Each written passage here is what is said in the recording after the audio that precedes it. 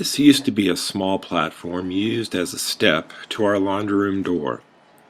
It had 4 small legs on the bottom. I've removed those. It's made of redwood. Redwood that used to be our playset in our backyard. A lot of the stain had been worn away from people's feet over the years, but I had to remove what was left with a random orbital sander. Underneath, there was still solid redwood to be found. It was clear redwood without any knots. It should stain up nicely. These are the legs made of pressure-treated wood, scraps really that I had just found laying around. A router will give each base a nice little decorative edge.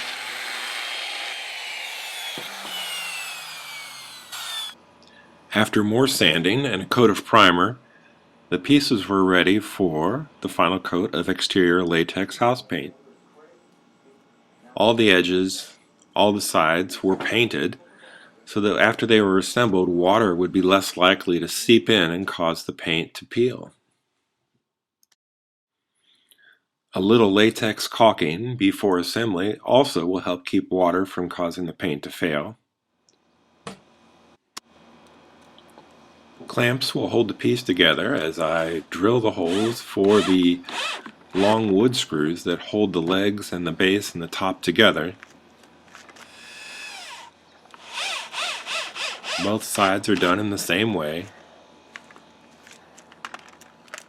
Then a rough mock-up is done to see what the finished project could look like. With the tabletop upside down, I can put the legs in place and attach them to the bottom.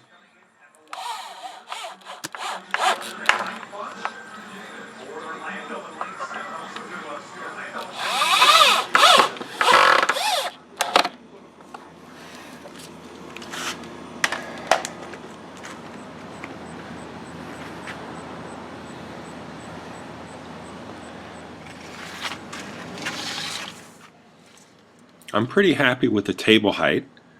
It's time to take it back apart and stain the top.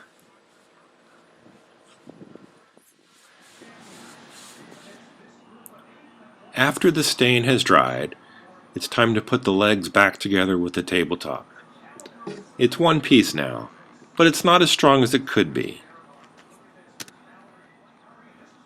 I'm going to take another scrap piece of 4x4 pressure-treated lumber and put it horizontally between the 2 back legs.